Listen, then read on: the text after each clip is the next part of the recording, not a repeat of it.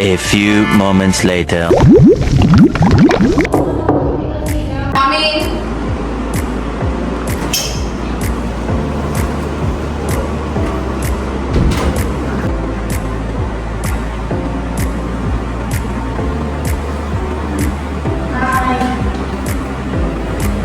Good day, everyone. I was told that there was a concerning issue regarding OSH. May I know what exactly happened? Yes, it is concerning occupational safety and health in our company. Ms. Suguna, can you walk us through what happened again? I was wearing my bike helmet as my company issued PPE helmet was not in my locker. So I was on my way to office to find it. And I was suddenly hit on my helmet by a yellow container that was located on the top of the cabinet. Oh my! Do you have any idea who placed the container on top of the cabinet? Suguna and I have no clue on who placed the container there. So it is probably one of our workers. So this was a near miss with potentially severe consequences, and we need to talk about it, the deeper issue beneath it. Ms. Sugana, I was actually meaning to meet you regarding the attendance of our OSH training. Can you please explain why your group has been having the lowest attendance in OSH training for the last 3 months? To be honest, many workers feel the OSH training is too long, too theoretical and doesn't relate to our daily work, and they see it as a formality, not as something that is actually protects us. Why does resist safety? They resist training and that doesn't feel practical to them. Then why didn't you inform me that sooner? Yeah, about that I thought of informing you, but I was completely busy and I forgot about that. I'm truly sorry. It's okay. But remember, if you have any feedback regarding OSH or anything that related to work, please don't hesitate or forget to inform me about the relevant authorities. Okay? Yes, okay, Miss Madhu. So let me get this straight. Low engagement during OSH training, training content feels irrelevant, too much theory, not enough practical demonstration, workers feel training takes too much time, and skills and safety are seen as separate areas, not connected. Are these the main issues that workers are currently faced with, Sugana? And honestly, Miss, until today, many of us never realized how easily an accident can happen. Just one mistake, one obstacle, and things can go wrong. That is exactly why OSH training exists. Safety is not an extra task. It is part of your skill as a machine operator. Miss Sugana, we want training that employees will actually learn from. What do you think they need? Big demonstration, shorter session, and also examples that match our environment and also machines. Here is what we will implement immediately. First, practical hands-on OSH training conducted at actual work areas, not in classroom. Second, micro-learning sessions, 10 to 15 minutes. Short focused modules instead of long 2-hour lectures. Third, incident-based training. So we will use real near-miss reports, including today's. Fourth, monthly safety walks. Employees and supervisors will inspect hazards together. Fifth, lastly, feedback system. Anonymously feedback to continuously improve OSH training. This approach integrates safety into employee development, not as a requirement but as a skill that protects lives. Yeah, I understand now, and I had not wear my helmet. Things could have ended very difficult. I will speak up to my team about this. Actually, we need this training. Sugana, today was a one we were lucky not to pay for. From today forward, we will ensure that every worker is trained, prepared, and also protected. Safety and learning must grow together. Skills without safety are incomplete. We'll commit a new training session because we don't want new misses to happen, real mistake again. Okay, let's make sure this never happen again. So, training starts tomorrow.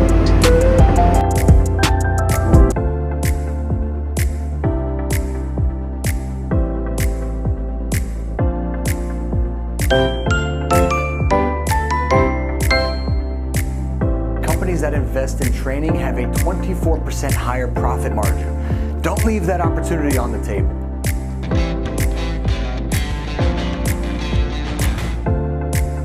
Hello world, welcome back. My name is Mike Ploger and I'm here with Visme, but before we begin, we need to celebrate. This is our 100th video. Since 2019, we've brought you videos to help you with data visualization, marketing techniques, social media tips, visual design, and everything in between.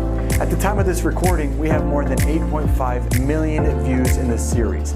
I know you're here to learn more with us today, but from everyone at Visme, thank you for being a part of this journey and growing with us. We cannot wait to see what's in store moving forward. In the immediate future, let's talk about training programs. A strong employee training program will allow you to strategize how you'll improve employee retention, team development, and revenue all in one document. Throughout this video, we'll reiterate why they're important, share different types of plans and templates, and share what you should include. Shall we?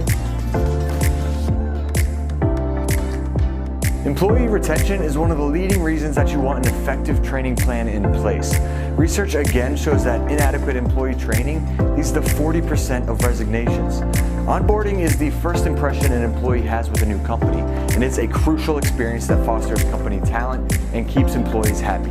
It'll allow them to settle in quickly and learn the ins and outs of that company. Now, just because someone has experience in a given field doesn't mean that they understand the goals and needs of that company. An onboarding training plan will set expectations and prevent knowledge gaps. Another type of training plan is one for product knowledge. This is especially common in the tech industry as companies introduce new products for sale.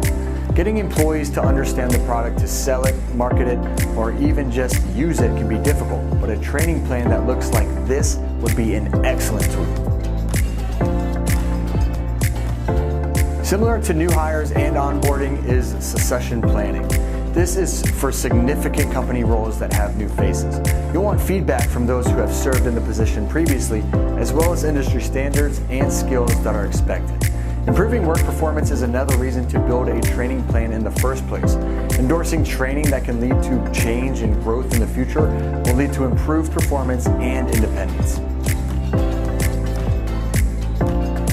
Over the next few minutes, I'll share the topics you want to include in your training programs. If you haven't noticed already, you'll see some templates that are available to edit within Visme's platform right now. If you'd like to check them out, just go to visme.com. But let's see what we're working with here first. The single most important aspect of a training program is noting the training goal. What's the purpose of going through the program? What tools, methods, and assessments should the trainee expect? If you don't disclose this up front, the training can be disjointed, inconsistent, and difficult to measure. Pro tip, use the acronym SMART to determine your goals. It stands for specific, measurable, achievable, relevant, and time-bound. By following this acronym, your program will be much more intentional and prepared. The second section that you'll want to include is the training methods and materials that you want to implement. They should be engaging and informational, and don't make the program difficult to understand. Use visuals like video, images, and data visualizations. Templates like this one do a wonderful job of utilizing color, icons, and images to highlight what a trainee should expect. And then how do you determine a training method? A lot of that depends on the resources you have available. It's also dependent on your goals, but let's take a look at a few. Case studies use real-life examples and simulated scenarios to teach employees how to handle daily tasks or even tricky situations. E-learning, which Visme has a video coming out on soon, takes a learning management system and allows for training anywhere, perhaps even before someone starts work. Interactive training is as it sounds. The employee interacts through moving visuals, quizzes, or other content to learn what's required of them. There's on-the-job training, which is the most widely used but is less effective without a checklist, mentor, or check-in system. And then you have role-playing or group activities. Employees learn through acting in what appears to be a real-life scenario, but is really just a learning environment. Group training helps with teamwork skills or companies with several new trainees coming aboard. A checklist like this is the perfect way to track progress and stay on target with your goals. See if you can include HR or the supervisor on these tasks so they can follow along and work directly with the employee. And why make it static when you can make it interactive? This is a great option for those of you wanting to build your training program through e-learning. People can stop their training and come back to it knowing where they left off. As we mentioned, setting expectations is an important part of a training program. Not just in terms of what's expected of them in their new role, but even with what they can expect throughout the training. Give them an estimated timeline into how long the training could take. It could be days or hours. Just make sure to note its estimated time as people learn at various paces.